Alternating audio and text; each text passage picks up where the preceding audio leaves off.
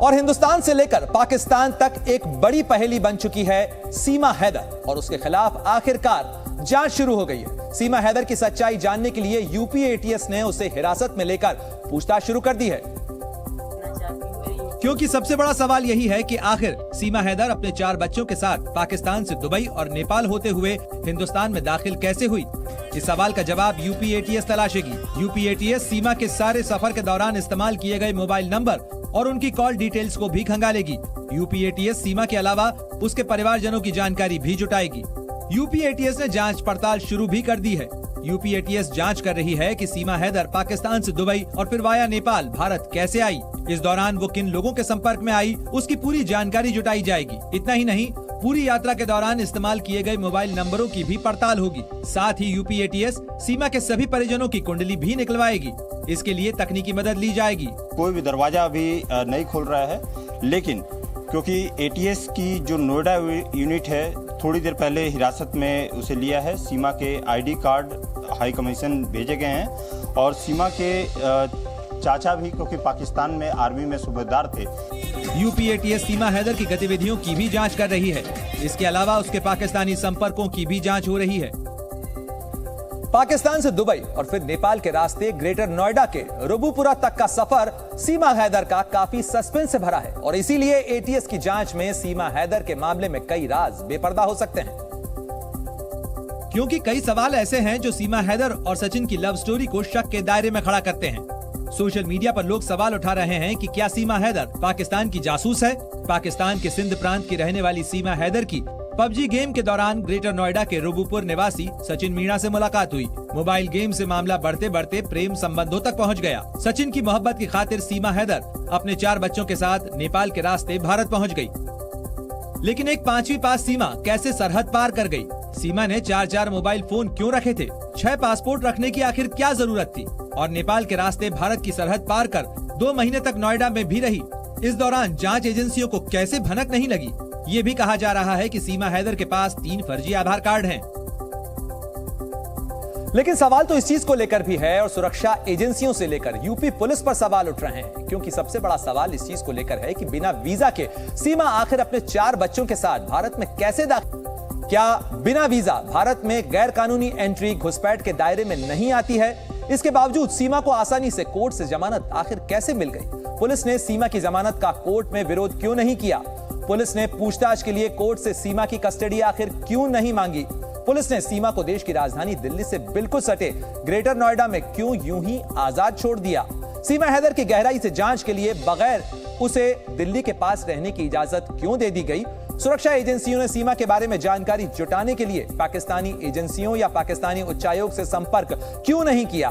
क्या भारतीय सुरक्षा एजेंसियों ने सीमा की जानकारी पाकिस्तानी दूतावास से शेयर की? क्या सीमा हैदर का इस तरह भारत आना और महीनों से खुले आम यहां पर रहना सुरक्षा एजेंसियों की लापरवाही और चूक नहीं है? और मीडिया में लगातार इंटरव्यू देने के बाद पिछले कुछ दिनों से सीमा हैदर अचानक लापता हो गई। कई दिनों से वो मीडिया के सामने भी नहीं आ रही थी। सीमा के साथ साथ सचिन भी कई दिनों से दिखाई नहीं दे रहे हैं। तो सवाल उठता है कि आखिर सीमा अपने बच्चों को छोड़कर कहां गई? क्या भीड़ ने सीमा को परेशान कर दिया, या घर वालों ने ही उसे कहीं भेज दिया, या फिर सुरक्षा के मद्देनजर सचिन और सीमा को कहीं और शिफ्ट कर दिया गया, क्योंकि सीमा जांच एजेंसियों के रडार पर है। ग्रेटर नोएडा के रबुपुर गांव में जहां सचिन का घर है, वहां पर यूपी पुलिस के 2 जवान तैनात किए गए हैं। ये भी बताया जा रहा है कि सादी वर्दी में भी पुलिस के जवान सीमा के घर पर नजर रख रहे हैं, लेकिन सीमा और सचिन कहीं नजर नहीं आ रहे हैं। वो मीडिया कैमरों से नदारद है। लेकिन सीमा मीडिया के कैमरों और सवालों से बचने की कोशिश जरूर कर रही हो, लेकिन जी न्यूज ने उस जगह को खोज निकाला जहां सचिन और सीमा मौजूद थे। 15 जुलाई की रात करीब 8 बजे जी न्यूज संवाददाता सैयद मुबशिर रबुपुरा गांव में सीमा और सचिन के घर पहुंचे। उन्होंने सचिन सीमा के घर के दरवाजे को कई बार खटखटाया। दरवाजा अंदर से बंद था। दरवाजा कई बार खटखटाने के बावजूद अंदर से कोई आवाज नहीं आई। अंदर से फिलहाल कोई आवाज चंदन नहीं आ रही है। आप देख सकते हैं कि यहाँ पे लगातार बिल्कुल अंदर। सचिन आप अंदर हैं क्या? एक बार हमसे बात कर सकते हैं आप? सचिन आप हमसे बात कर सकते हैं एक बार? हम जी मीडिया से हैं। दरवाजा नहीं खुला तो सैयद मुबशिर ने पड़ताल की तो पता चला कि घर के अंदर सीमा के 4 बच्चे मौजूद थे। लेकिन सचिन और सीमा कहीं और नहीं बल्कि अपने घर से ही कुछ दूर पर पड़ोसी रिश्तेदार के घर पर रह रहे थे। इसी घर पे अंदर सीमा और सचिन दोनों मौजूद हैं। यहाँ पर अंदर हैं, हालांकि इनके पड़ोसी रिश्तेदार भी हैं, तो उसी घर में रखा गया है। पुलिस के 2 जवान यहाँ पर मौजूद हैं। सीमा पर उठ रहे गंभीर सवालों पर हमने सीमा और सचिन से बात करने की कोशिश की, लेकिन पुलिस ने उन लोगों से हमें बात नहीं करने दी। 15 जुलाई को ही जी न्यूज की टीम ने सीमा से उसके घर पर मुलाकात की और उस पर उठ रहे सवालों पर भी बातचीत की। सीमा ने इस सवाल का जवाब भी दिया कि आखिर वो कैसे नेपाल बॉर्डर से भारत में दाखिल होने में कामयाब हुई। और सीमा का तर्क और दावा था कि चूंकि वो हिंदू बन चुकी थी, इसीलिए बॉर्डर पर उनकी जांच नहीं की गई। काठमांडू से जब आप यहाँ पे आए तो किस तरीके से आए, कैसे, क्या वहाँ पे सचिन गया था आपको लेने या आप अकेले आए? अच्छा, नेपाल में। अच्छा, वहाँ से बस से आई थी जो मेरे पति से शादी कर चुकी थी। अच्छा, आप लोगों ने पहले ही शादी कर ली थी? इनके पास तो आना ही था। और जैसे आपको पता, क्योंकि मैं हिंदू तो हो चुकी थी पहले से, मैं हिंदू धर्म में आ चुकी थी। अब नहीं आई, ये 2 साल पहले मैं हिंदू धर्म में आ चुकी थी। ईमान भरना, साड़ी पहनना मैं पहले से ही करती थी। तो इंडिया और नेपाल का रिलेशन भी अच्छी, हिंदुओं के लिए आना बंदिश नहीं है। तो मैं हिंदू थी, मैं आई तो एकदम से पूछताछ नहीं किया गया। सीमा का ये दावा गले नहीं उतरता, क्योंकि बिना वीजा और जरूरी कागजात के भारतीय सुरक्षा एजेंसियां किसी को भारत में घुसने नहीं देती हैं, वो चाहे पाकिस्तान का हिंदू नागरिक ही क्यों न हो। सीमा हैदर नेपाल के रास्ते से भारत में दाखिल होकर सचिन मीना के साथ चुपचाप रह रही थी। न तो मीडिया को इस बारे में कोई जानकारी लगी, न ही सुरक्षा एजेंसियों को इसकी भनक लगी। इसीलिए सीमा संदेह के घेरे में है, क्योंकि सीमा बिना जांच एजेंसियों की जानकारी के 2 महीने से ज्यादा वक्त से राजधानी दिल्ली के करीब ग्रेटर नोएडा में रह रही थी। उसकी पोल तब खुली जब सचिन एक वकील के पास उसके कागजात बनवाने के लिए गया, लेकिन वकील ने इसकी सूचना पुलिस को दे दी। हालांकि सीमा हैदर खुद को पाक साफ बता रही है। मेरा मकसद मेरा प्यार था, इसके अलावा कुछ भी नहीं था। अगर मैं जासूस होती तो मैं पहले चली आती, जब मैं अकेली आई थी।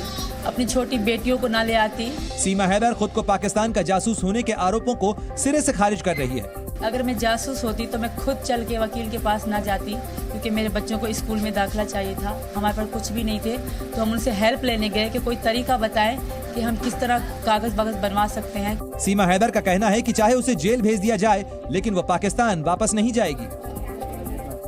सीमा हैदर पाकिस्तान की जासूस है, या फिर उसकी लव स्टोरी सच्ची है, या फिर वो किसी सीक्रेट मिशन पर भारत आई है? इस सवाल का जवाब अब यूपी एटीएस तलाश रही है। हालांकि सवाल तभी से उठ रहे थे जब सीमा की गिरफ्तारी और फिर उसकी रिहाई के बाद वो मीडिया कर्मियों की सुर्खियों में छाई रही। वो 4 बच्चों की मां है, बलूच की रहने वाली है, 5वीं पास है, लेकिन फर्राटेदार हिंदी बोलती है, फर्राटेदार इंग्लिश बोलती है। और पत्रकारों को हम लोग जवाब नहीं दे सकते, अच्छे नेता जवाब नहीं दे सकते, इस तरह से वो जवाब दे रही है, बात कर रही है। तो कई बार लगता है कि इस प्रेम में कहीं कोई साजिश तो नहीं है। सवाल ये भी उठ रहे हैं कि सीमा हैदर पहले मुस्लिम थी, लेकिन वो इतनी जल्दी कैसे नमाज का तरीका या कुरान की छोटी छोटी आयत तक भूल गई।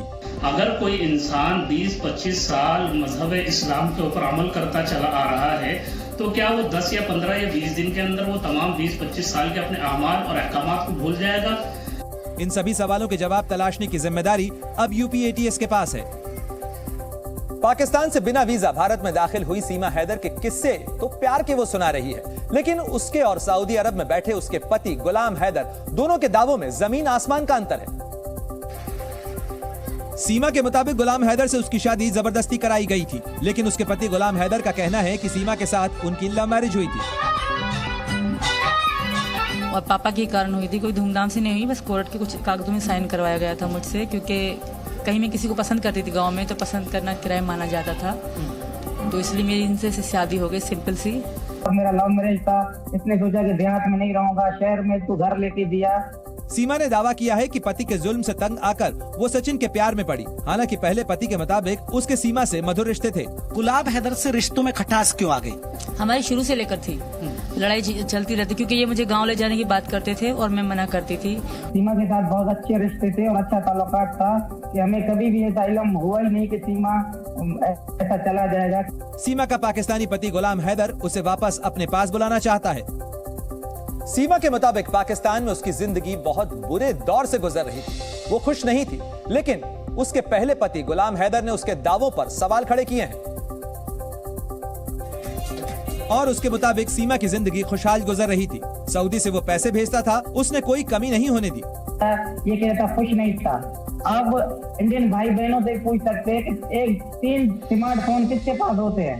3 स्मार्टफोन, खाना पीना हर चीज ऐसी आराम से ये सुकून की जिंदगी गुजार रहा था। मारपीट कौन कर रहा था? सीमा का ये भी दावा है कि गुलाम हैदर से वो तलाक ले चुकी थी, लेकिन सीमा के पहले पति के मुताबिक उसने तलाक कभी दिया ही नहीं। तो वहाँ तलाक बोलकर डिवोर्स उन्होंने दिया या आपने दिया? मैंने कभी नहीं दिया, उन्होंने दिया था। आदमी का ही माना जाता है, औरत की तो आपको पता है कोई इतनी रिस्पेक्ट नहीं है। अभी जो वो कह रहा है कि हैदर को मैं रिक्वेस्ट करता हूँ मुझे तलाक दे, मैंने बोला मैं तलाक आपको कभी भी नहीं दूंगा। अभी भी तुम मेरी पत्नी है, मैं आपको नहीं छोड़ूंगा। आप एक नामहरम के साथ रह रहे हो। इसलिए इस प्रेम कहानी का पूरा सच सामने अभी आना बाकी है, क्योंकि मामला पाकिस्तान से जुड़ा है। अब बात करेंगे केदारनाथ मंदिर की भी, जहां मोबाइल फोन ले जाने पर बैन लगा दिया गया है।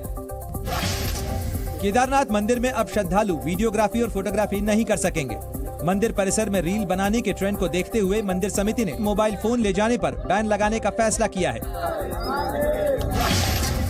सावन महीने के दूसरे सोमवार पर सीएम योगी ने आज गोरखनाथ मंदिर में रुद्राभिषेक किया। रुद्राभिषेक कर सीएम योगी ने सभी देशवासियों के सुख समृद्धि के साथ लोक कल्याण की प्रार्थना की। हरिद्वार में सावन के दूसरे सोमवार के मौके पर श्रद्धालुओं ने गंगा में पावन स्नान किया। श्रद्धालुओं की भीड़ को देखते हुए सुरक्षा के पुख्ता इंतजाम किए गए। बनारस के गंगा घाट पर भी श्रद्धालुओं की भारी भीड़ देखने को मिली। शिव भक्तों ने गंगा स्नान कर विश्वनाथ मंदिर में पूजा अर्चना की। सावन के दूसरे सोमवार को उज्जैन के महाकालेश्वर मंदिर में महाकाल की भस्म आरती की गई। सोमवती अमावस्या का विशेष संयोग होने की वजह से बड़ी संख्या में श्रद्धालु महाकाल का आशीर्वाद लेने पहुंचे। दिल्ली एनसीआर में सुबह हुई बारिश की वजह से यमुना का जल स्तर एक बार फिर बढ़ गया है, जिसकी वजह से दिल्ली में अभी भी कई इलाकों में सड़कें पानी में डूबी नजर आईं, जिससे लोगों की मुसीबतें कम होने का नाम नहीं ले रही हैं। आईटीओ में एक बार फिर दरिया बनी सड़कों में गाड़ियां रेंगती नजर आईं। कई फीट तक पानी भरे होने की वजह से वहां अभी भी रास्तों को बंद रखा गया है। मंडी हाउस की तरफ से रास्ता होकर के आता है, उस रास्ते को अभी फिलहाल के लिए उसे बंद जरूर किया गया है, क्योंकि दोनों तरफ आईटीओ में यदि कहा जाए तो पानी भरा हुआ है। इस दौरान वहां सड़क के दोनों किनारों को जोड़ने वाले ब्रिज की सीढ़ियां भी पानी में काफी ऊंचाई तक डूबी नजर आईं, जिससे वहां तक पैदल पहुंच पाना भी आसान नहीं था। वहीं कुछ इलाकों में पानी कम जरूर हुआ है, लेकिन उसके बाद भी घुटनों तक भरे पानी में लोग डूबकर चलने को मजबूर नजर आए। क्योंकि राजधानी में यमुना नदी के पानी की वजह से अभी भी कई इलाकों में हालात मुश्किल बने हुए हैं। कहीं पंप का इस्तेमाल किया जा रहा है पानी को निकालने के लिए, तो कहीं निकासी की व्यवस्था को सुधारा जा रहा है। लेकिन इसके बाद भी कई ऐसे वीवीआईपी इलाके हैं जो इस आपदा के अब भी गवाह बने हुए हैं। इस बीच राजघाट की भी तस्वीरें सामने आई, जो पूरी तरह से पानी में डूबा दिखाई दिया। यहाँ के हालात जस के तस बने हुए हैं। पानी की सही से निकासी नहीं होने की वजह से राजघाट पूरा पानी में डूबा हुआ है, जिसके बाद राजघाट की सड़क पर भरे पानी को निकालने के लिए वहां एक दीवार को तोड़ दिया गया। यहाँ पर से पूरी एक दीवार तोड़ी गई है, वहाँ से एक रास्ता बनाया गया है, जो मिट्टी थी नाले की वो साफ की गई है और अब पानी काफी तेज गति से जो है वो निकल रहा है। इसके साथ ही पानी की निकासी के लिए मशीनों से रास्ता भी बनाया गया। सड़क के किनारे किनारे जितने भी पत्थर लगे थे या जो भी मिट्टी थी उसको और जो ढलान नुमा की बनाया जा रहा है, ताकि काफी तेज बहाव से जो है पानी वो यहाँ से निकल सके। बताया गया कि सड़क किनारे जमी मिट्टी और पत्थरों की वजह से वहां जल भराव हुआ था। इस बीच यमुना नदी पर बने 150 साल पुराने लोहे के पुल से पानी कम होने के बाद वहां से एक बार फिर रेल सेवा को बहाल कर दिया गया है। ये पुल 1866 में खोला गया था, जिसे इंजीनियरिंग की असाधारण उपलब्धि माना गया। 1866 में इसे कलकत्ता और दिल्ली के रेल नेटवर्क को जोड़ने के लिए खोला गया था। तब से ये पुल इस्तेमाल में हो रहा है और एक तरह से इसे यमुना के पानी के खतरे के स्तर को मापने का बिंदु भी माना जाता है। उफान पर आई यमुना का पानी जब इस पुल पर पहुंचा था तो इसे बंद कर दिया गया, लेकिन पानी के घटने के बाद इसे दोबारा खोल दिया गया। इस बीच दिल्ली के यमुना बैंक इलाके में ड्रोन से ली गई कुछ तस्वीरें सामने आई, जिससे कई बसें छत तक पानी में डूबी नजर आईं। वहीं मयूर विहार की भी ड्रोन से ली गई तस्वीरें सामने आई, जिससे एक बड़ा इलाका पानी में कई फीट डूबा नजर आया। वहाँ बन रहा एक पुल तो लगभग पानी में पूरी तरह से डूबा ही दिखा, जबकि उसके आसपास का इलाका भी एक दरिया की तरह दिखाई दिया। इसकी सबसे बड़ी वजह यमुना का बढ़ा हुआ जलस्तर है, जो अभी भी खतरे के निशान से ऊपर बना हुआ है। हालांकि उम्मीद की जा रही है कि अगर आगे बारिश से राहत मिलती है तो हालात कुछ सुधर जाएंगे। लेकिन सुबह हुई बारिश ने इस उम्मीद को भी तोड़ दिया, क्योंकि 3 घंटे हुई बारिश की वजह से यमुना का जलस्तर 205.80 मीटर रिकॉर्ड किया गया, जो पहले 205.45 मीटर था। हालांकि उम्मीद अभी भी यही है कि अगर बारिश नहीं हुई तो जल्द ही नदी का जलस्तर कम हो जाएगा। अभी भी फिलहाल यमुना नदी खतरे के निशान से थोड़ा ऊपर बह रही है, लेकिन जिस तरीके से अब यमुना नदी का बहाव है वो थोड़ा हल्का पड़ा है। वहीं दिल्ली के सिविल लाइंस इलाके में पानी तो निकाल लिया गया, लेकिन वहां पर कीचड़ और मलबा फैला नजर आया, जिसकी वजह से वहां नदी किनारे खड़ी नावों को नुकसान पहुंचा। साथ ही रिहायशी इलाकों में मौजूद मकानों में भी मलबा भरा दिखाई दिया, जिसे निकालने के लिए प्रशासन को कड़ी मशक्कत करनी पड़ी। इसके लिए तकनीक की मदद लेते हुए सड़क पार फैले मलबे को हटाने के लिए पानी की तेज बौछार का इस्तेमाल भी किया गया, जिससे सड़क पर चिपका हुआ मलबा और कीचड़ पानी की धार के साथ बहता चला गया। इस दौरान एक आदमी पानी को सड़क पर पाइप के जरिए गिरा रहा था, जबकि दूसरा झाड़ू से उसे साफ कर रहा था। नीचे जा रहा है जल स्तर और बाढ़ का खतरा खत्म हो गया है, और यहाँ पर आप देखिए अब कीचड़ जमा है, जो अब प्रशासन की तरफ से हटाया जा रहा है। ठीक ऐसी ही तस्वीरें सलीमगढ़ फोर्ट के पास से भी सामने आई, जहां पानी निकलने के बाद मलबे को हटाने का काम किया जा रहा है। प्रशासन की तरफ से तेज पानी की बौछारें यहाँ पर डाली जा रही हैं, चूंकि पानी की निकासी हो चुकी है, लेकिन कीचड़ अभी भी जमीन के ऊपर, सड़क के ऊपर चिपका हुआ है। वहीं शांतिवन से लेकर यमुना बाजार तक और उसके आगे की सड़क पर जलभराव खत्म होने से लोगों को राहत मिली है। इस बीच सैलाब में डूबी दिल्ली के बेगमपुर इलाके से हैरान करने देने वाली तस्वीरें भी सामने आई। वहां सड़क के किनारे चल रही एक महिला अचानक एक खुले हुए सीवर में गिर गई, जो करीब करीब कमर से ऊपर तक इस सीवर में एक झटके में समा गई। इस बीच वहां आसपास मौजूद लोग महिला की मदद के लिए दौड़ पड़े। ये तो बहुत आराम से महेश भाई आराम से। जिस सड़क से ये महिला गुजर रही थी वहां आसपास पानी, कीचड़ और गंदगी थी, लिहाजा किनारे से होते हुए महिला पैदल जा रही थी। इसी बीच प्रशासन की लापरवाही इस महिला की जान पर भारी पड़ गई। गनीमत ये रही कि वहां मौजूद लोग फौरन मदद के लिए दौड़े और महिला को किसी तरह सीवर से बाहर खींचकर निकाला गया। यहाँ पे ना गड्ढा तो है, ये देखो तो। दिल्ली में फेल हुए ड्रेनेज सिस्टम और खुले हुए सीवर को लेकर इस दौरान लोगों ने प्रशासन के खिलाफ नाराजगी दिखाई। दिल्ली में सैलाब का संकट खत्म होने के बाद भी सियासत उफान पर है। आम आदमी पार्टी ने एक बार फिर इस मुद्दे को लेकर केंद्र और हरियाणा की खट्टर सरकार को घेरा है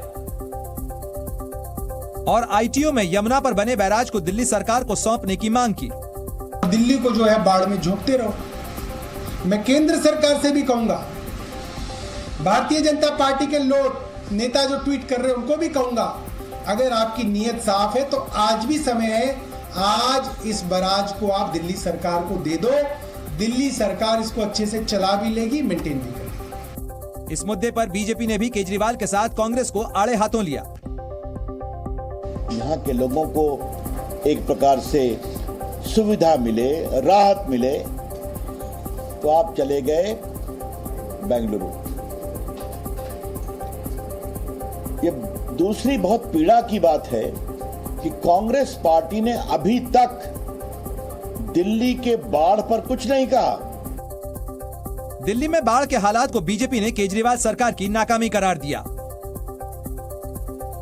जम्मू कश्मीर के पुंछ में सुरक्षा बलों ने घुसपैठ की एक और कोशिश को नाकाम कर दिया। जम्मू कश्मीर के पुंछ सेक्टर में भारतीय सेना और पुलिस को बड़ी कामयाबी मिली। सुरक्षा बलों ने पाकिस्तान की ओर से घुसपैठ की कोशिश नाकाम करते हुए 2 आतंकियों को मार गिराया। इलाके को सील करने के बाद सुरक्षा बलों का सर्च ऑपरेशन जारी है। जम्मू कश्मीर में पाकिस्तानी आतंकियों के मददगारों पर एक्शन जारी है। आईएसआई कनेक्शन के चलते कश्मीर यूनिवर्सिटी के पीआरओ, एक कांस्टेबल समेत 3 लोगों को बर्खास्त कर दिया गया है। कुपवाड़ा में सेना और पुलिस का जॉइंट ऑपरेशन चला। 2 आईडी बरामद किए गए। अधिकारियों के मुताबिक बमों को नेशनल हाईवे के पास जंगल से बरामद किया गया और बाद में बॉम्ब स्क्वाड की मदद से उन्हें डिफ्यूज किया गया। ग्रेटर नोएडा में टोल मांगने पर एक महिला ड्राइवर ने जमकर हंगामा किया। महिला ड्राइवर गाड़ी से उतरकर टोल प्लाजा पर काम कर रही महिला कर्मचारी के बूथ में घुसी और गाली गलौज के बाद जमकर मारपीट की। ये पूरी घटना सीसीटीवी कैमरे में रिकॉर्ड हो गई। मुंबई के गोरेगांव फिल्म सिटी में तेंदुआ दिखने से हड़कंप मच गया। फिल्म सिटी में एक सीरियल के सेट पर शूटिंग चल रही थी जब तेंदुए ने वहां मौजूद एक कुत्ते पर हमला किया और फिर छज्जे पर चढ़ गया। जानकारी के मुताबिक शूटिंग के दौरान सेट पर करीब 200 लोग मौजूद थे। मध्य प्रदेश के देवास में कुछ लोग नदी के तेज बहाव में जूझते नजर आए, जिनमें एक थाना प्रभारी राजाराम वास्कले भी थे, जो नदी से एक डेड बॉडी को निकालने के लिए खुद पानी में कूद गए और इस दौरान उनकी मौत हो गई। राजाराम वास्कले देवास के नेमावर में थाना प्रभारी थे। देवास में जामनेर नदी से शव निकालने के लिए टीआई राजाराम वास्कले खुद ही कूद गए। हादसे का जो वीडियो सामने आया वो दिल दहलाने वाला था। राजाराम वास्कले धारा की उल्टी दिशा में तैरते हुए शव तक पहुंचने की कोशिश कर रहे थे। इस दौरान उनके साथ कुछ और लोग भी थे, वो सभी उनसे काफी पीछे रह गए। पानी का बहाव इतना तेज था कि उल्टी दिशा में मुश्किल से संभलने का मौका मिल रहा था। राजाराम वास्कले शव के पास एक लकड़ी के सहारे डटे रहे। इस दौरान वहां मौजूद लोग रस्सी मांगने के लिए चिल्लाते हुए सुनाई दिए। काफी देर मशक्कत करने के बाद भी वो शव बाहर नहीं निकाल पाए। इससे पहले कि उन तक कोई मदद पहुंच पाती वो डूब चुके थे, जिसके बाद उन्हें जिला अस्पताल ले जाया गया, जहां उन्हें मृत घोषित कर दिया गया। राजाराम वास्कले के परिवार में पत्नी, 4 साल का बेटा और एक 2 महीने की बेटी है। सीएम शिवराज सिंह चौहान ने टीआई राजाराम वास्कले परिवार को 1 करोड़ की आर्थिक सहायता देने का ऐलान किया है।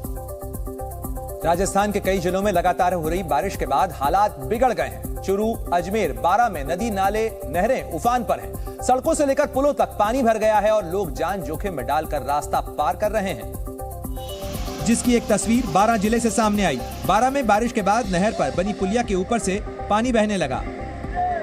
इस बीच 2 लोग खतरा मोल लेकर पुलिया को पार करते दिखे। सड़क के दोनों तरफ लोग मौजूद थे, जिन्होंने रास्ता पार करने से पहले आगाह भी किया था, लेकिन दोनों एक दूसरे के सहारे आगे बढ़ने लगे। तभी अचानक एक का पैर फिसला और वह पानी में बह गया। उसी के साथ दूसरे व्यक्ति का भी संतुलन बिगड़ा और वो भी बहाव की चपेट में आ गया। कुछ देर दोनों बाहर निकलने की कोशिश में गोते लगाते रहे, जिसके बाद स्थानीय लोगों ने किसी तरह दोनों को बाहर निकाला। बारां की ऐसी ही एक और तस्वीर भी थी, जहां पुलिया के ऊपर से एक बस गुजरती दिखाई दी। हैरान करने वाली बात यह है कि बस सवारियों से भरी हुई थी। इसी तरह और भी गाड़ियां पानी के बहाव के बीच पुलिया को पार कर रही थी। सुरक्षा के लिहाज से वहां पुलिसकर्मी भी मौजूद थे, लेकिन उन्होंने किसी को भी पुलिया पार करने से नहीं रोका। यमुना का जलस्तर बढ़ने से अब उत्तर प्रदेश के आगरा में भी बाढ़ का खतरा मंडरा रहा है। ताजमहल के व्यू पॉइंट तक यमुना का पानी पहुंच गया है, लिहाजा वहां पर्यटकों को जाने से रोक दिया गया है। दूसरी तरफ ताजमहल के पीछे बना बागीचा भी पानी में और यमुना के कैलाश और बल्केश्वर घाट की सीढ़ियों को भी यमुना के पानी ने ढक लिया है। हालात को देखते हुए लोगों से निचले इलाकों को खाली करने के लिए कहा गया है और लोगों ने इसकी कवायद शुरू कर दी है।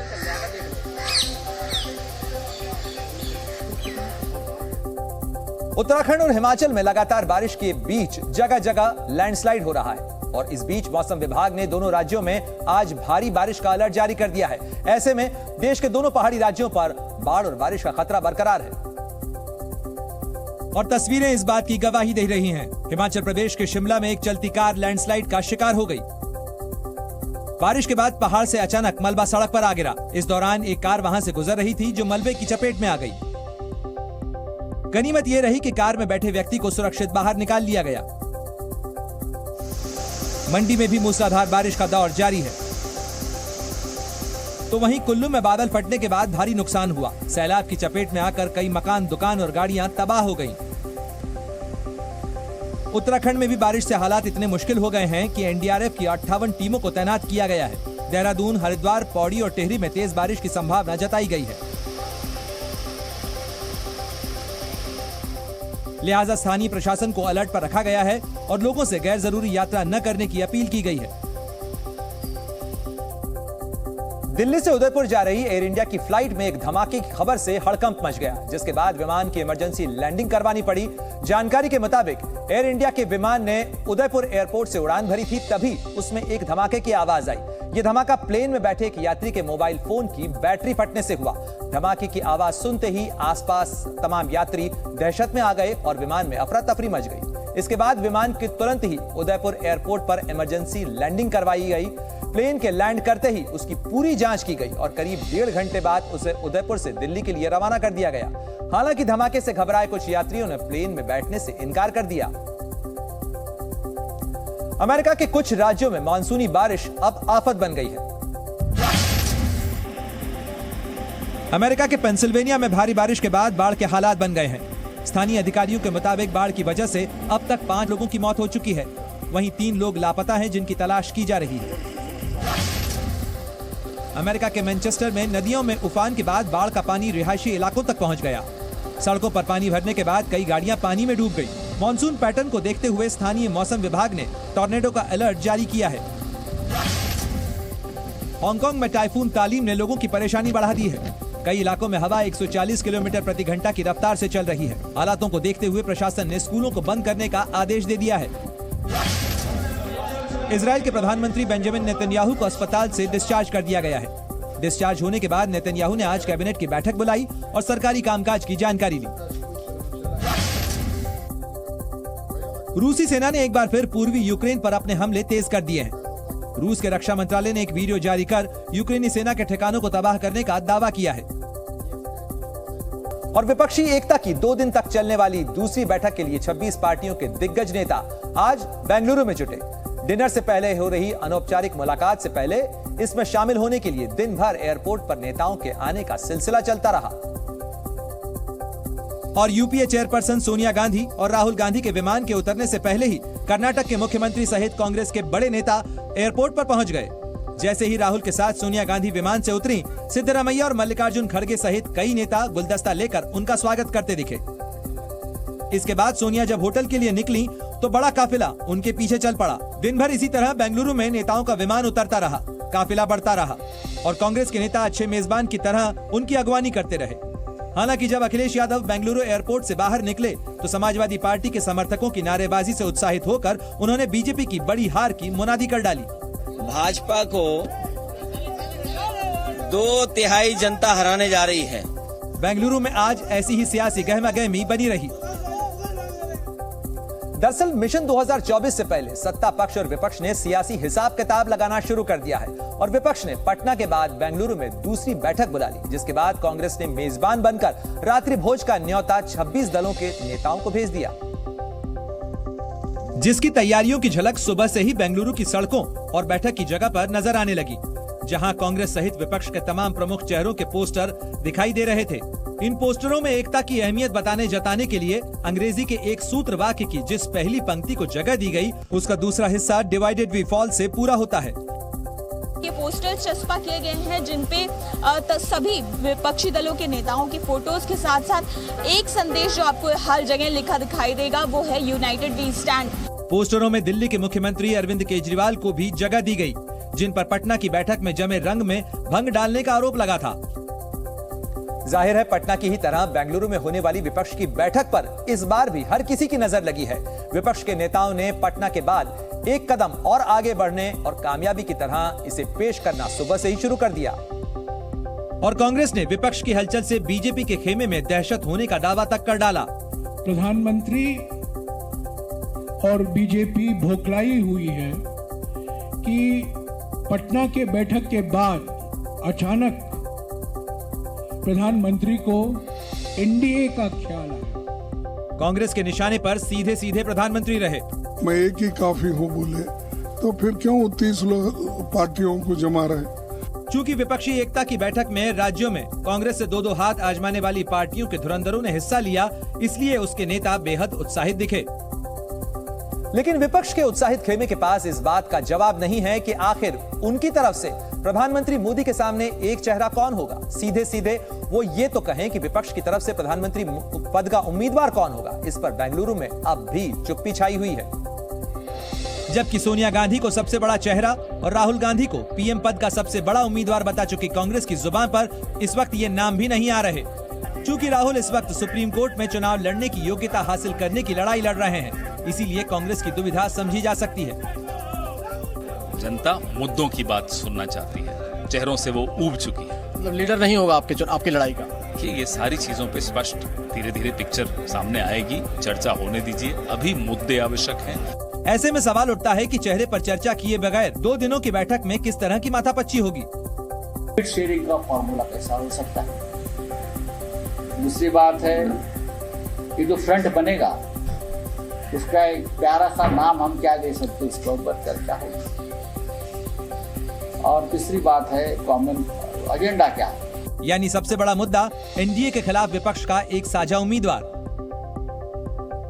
बताया गया कि बेंगलुरु की एक होटल में शाम को विपक्ष की अनौपचारिक बैठक भी हुई और 2 दिन तक चलने वाली इस बैठक में जिन मुद्दों पर बात होगी उसके पॉइंट्स पहले ही नेताओं को भेज दिए गए थे, जिनमें दिल्ली से संबंधित केंद्र का अध्यादेश, यूसीसी, महंगाई, विदेश नीति, बेरोजगारी के साथ ही मोदी सरकार को घेरने की रणनीति प्रमुख है। बैठक में शामिल होने वाले नेता इन मुद्दों पर तैयारी के साथ पहुंचे, लेकिन विपक्ष अब तक जिसे अपने खेमे का चाणक्य कह रहा था वो शरद पवार नजर नहीं आए। देखिए, पवार साहब आज नहीं आएंगे, लेकिन कल सुबह वो बेंगलुरु पहुंच गए। चूंकि एक दिन पहले ही एनसीपी के बागी गुट के दिग्गज नेता शरद पवार से मिलने पहुंचे थे, इसलिए पवार की गैर मौजूदगी को लेकर अटकलों का बाजार गर्म होने लगा। लेकिन यह कहकर तमाम अटकलों को खारिज कर दिया गया कि महाराष्ट्र विधानसभा के मानसून सत्र में संकट में पड़ी पार्टी की मदद करने के लिए वो बैठक में पहले दिन नहीं पहुंच पाए। लेकिन इन दावों पर तब फिर सवाल उठे जब बेंगलुरु की गहमा गहमी के बीच बागी अजित पवार पार्टी के बड़े नेताओं के साथ दोबारा शरद पवार से मिलने वाईबी चौहान सेंटर पहुंच गए।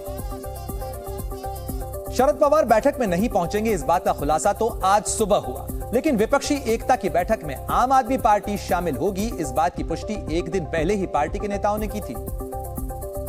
और पटना की बैठक के बाद मतभेद बढ़ने के बावजूद दिल्ली पर केंद्र के अध्यादेश पर कांग्रेस से जैसे ही समर्थन का भरोसा मिला, कश्मीर से धारा 370 हटाने से लेकर यूसीसी पर मोदी सरकार के रुख का समर्थन करने वाली पार्टी ने विपक्षी कुनबे को लाइक माइंडेड करार दिया। एक लाइक माइंडेड पार्टीज का एक कुनबा बना है।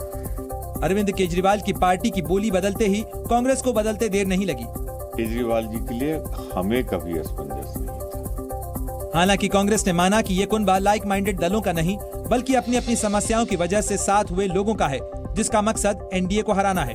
तमाम विचारधाराओं के लोग एक होंगे तो सबकी अपनी अपनी समस्याएं अपनी जगह, यानी विपक्षी एकता की कई गांठें अभी भी नहीं खुली हैं। हालांकि विपक्षी एकता के लिए कुनबा बढ़ाने की कोशिश कर रही कांग्रेस ने गठबंधन के लिए कुछ पुराने दलों की गांठ खोलकर उन्हें आजाद कर दिया है। ऐसी एक पार्टी है कर्नाटक की जनता दल सेक्युलर, जिसके नेता एचडी कुमारस्वामी को कभी कांग्रेस ने अपने समर्थन से कर्नाटक का मुख्यमंत्री बनाया था। हालांकि इस बार जब कांग्रेस अकेले दम सरकार में आ गई तो विपक्ष की बैठक में शामिल होने के लिए कुमारस्वामी को न्योता तक नहीं भेजा। ये बात जेडीएस को खल गई। ಇವತ್ತಿನ ಮಹಾಗಠಬಂಧನ ವ್ಯವಸ್ಥಾಪಕರುಗಳು ಎಲ್ಲ ಯಾರಿದ್ದಾರೆ ಅವರಿಗೆ जेडीएस ಅಂತಕ್ಕಂಥ ಮುಗಿದೋಗಿದೆ ಅಂತಕ್ಕಂಥ ಭ್ರಮೆಯಲ್ಲಿದ್ದಾರೆ। कुमारस्वामी ने कहा कि उन्हें इस बात की परवाह नहीं कि विपक्षी एकता की बैठक में उन्हें नहीं बुलाया गया, लेकिन जब उनसे एनडीए में शामिल होने की संभावनाओं के बारे में पूछा गया तो उन्होंने इससे इनकार भी नहीं किया। एचडी कुमारस्वामी को कांग्रेस ने भले ही विपक्ष के दलों की नेताओं की बैठक का न्योता नहीं दिया हो, लेकिन पटना में हुई बैठक के बाद अपना कुनबा बढ़ाने में पार्टी पूरा जोर लगा रही है, जिसका नतीजा है कि पटना की बैठक में जहां 17 पार्टियां शामिल हुई, वहीं बेंगलुरु में ये संख्या बढ़कर 26 तक पहुंच गई है। यानी पटना की तुलना में बेंगलुरु में विपक्ष के खेमे में 9 नए दल जुड़ गए हैं, जिसमें ज्यादातर दक्षिण भारत के क्षेत्रीय दल हैं। बताया जा रहा है कि बैठक में चर्चा के लिए 6 मुद्दे तय हुए हैं, जिनमें मिशन 2024 के लिए कॉमन मिनिमम प्रोग्राम की ड्राफ्टिंग के लिए एक सब कमेटी बनाना प्रमुख है। इसके अलावा बैठक में अलग अलग दलों की रैलियों, सम्मेलनों और उनके बीच तालमेल के लिए एक सब कमेटी बनाने की भी चर्चा होगी और राज्यों के आधार पर सीट शेयरिंग पर भी बात शुरू की जाएगी। विरोधी दल एक बार फिर ईवीएम पर चर्चा के लिए चुनाव आयोग को सुझाव देने पर भी विचार करेंगे। नए गठबंधन के नाम और प्रस्तावित सचिवालय की स्थापना पर भी बैठक में चर्चा होनी है।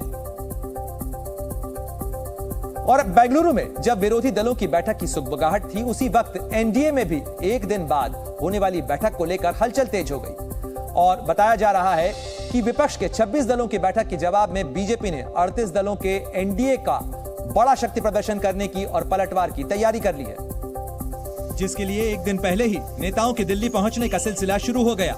और इसी कड़ी में बिहार बीजेपी के अध्यक्ष सम्राट चौधरी जब पटना से निकले तो उनके निशाने पर विपक्षी एकता की पहल करने वाले नीतीश कुमार रहे।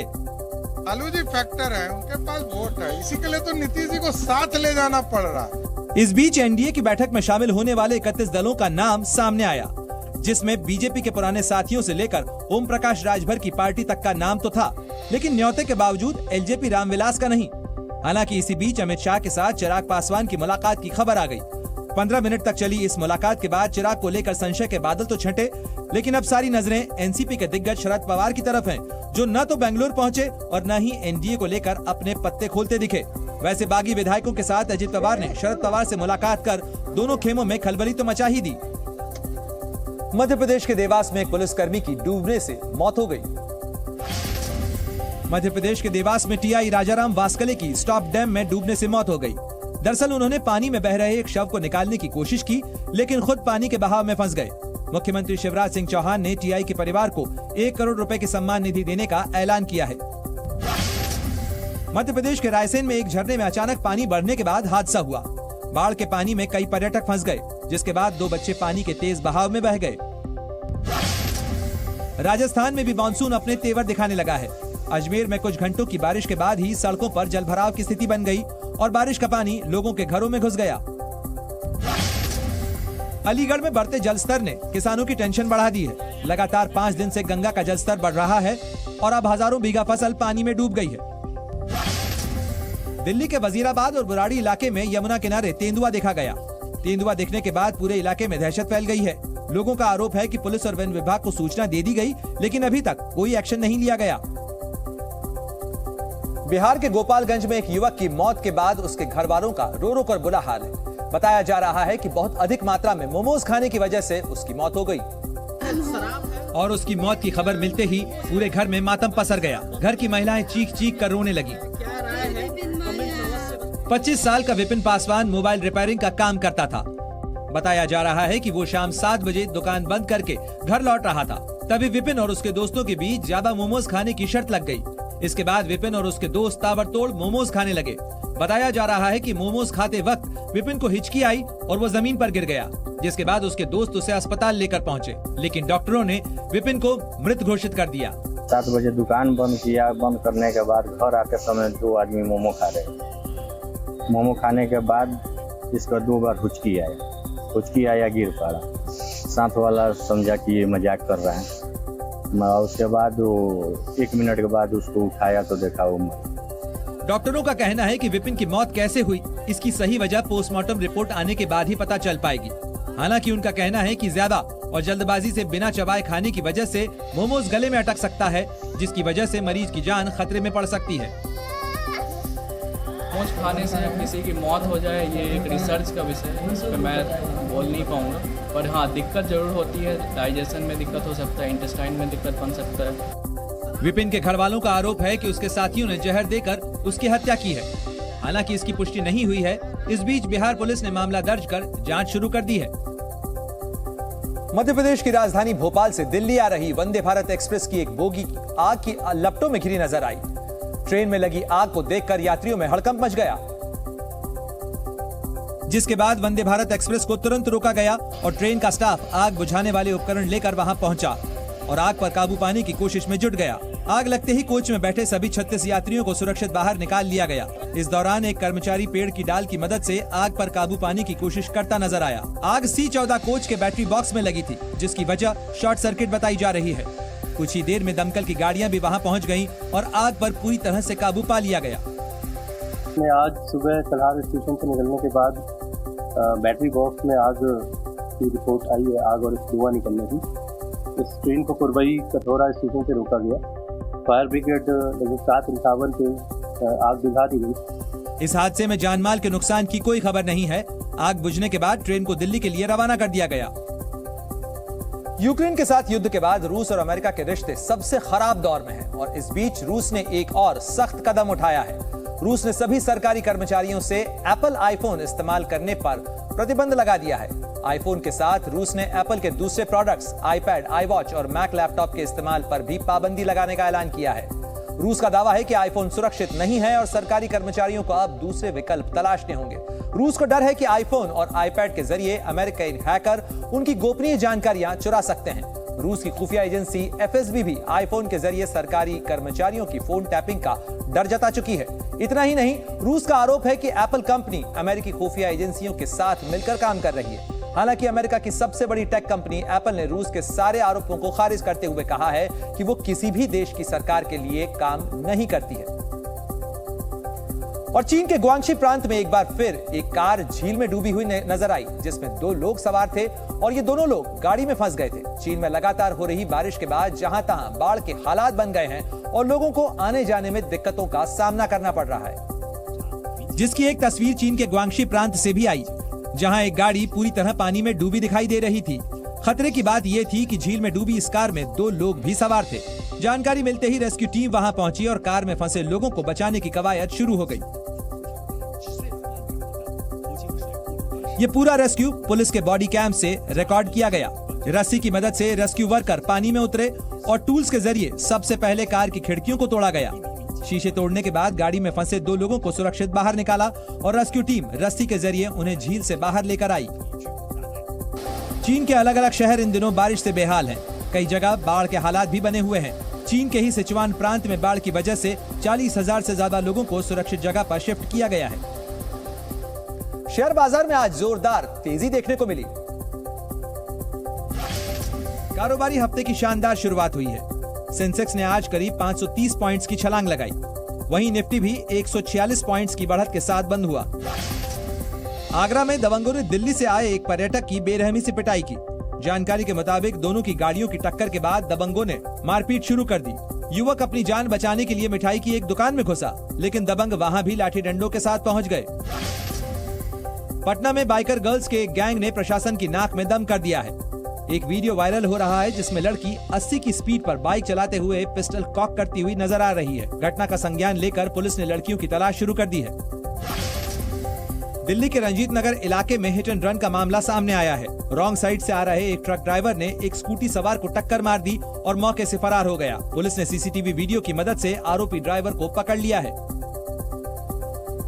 रविवार देर रात लंदन में खेले गए विंबलडन मेंस सिंगल्स के फाइनल में स्पेन के कार्लोस अल्काराज ने नया इतिहास रच दिया। 20 साल के अल्काराज और 36 साल के जोकोविच के बीच लंबा खिताबी संघर्ष चला।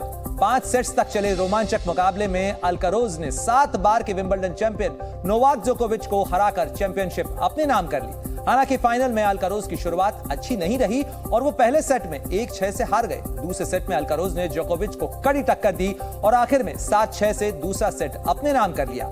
तीसरे सेट में अल्काराज ने कमाल का खेल दिखाया और 6-1 से जीत दर्ज की। चौथे सेट में एक बार फिर नोवाक जोकोविच ने दम दिखाया और वापसी की। अल्काराज तीसरा सेट 3-6 से हार गए।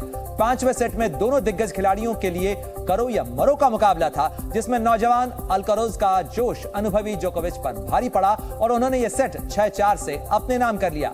इस जीत के साथ कार्लोस अल्काराज विंबलडन जीतने वाले तीसरे सबसे युवा खिलाड़ी बन गए हैं। इससे पहले 1985 में बोरिस बेकर ने 17 साल और 1976 में ब्jorn borg ने 20 साल की उम्र में विंबलडन चैंपियनशिप जीती थी। जी न्यूज़।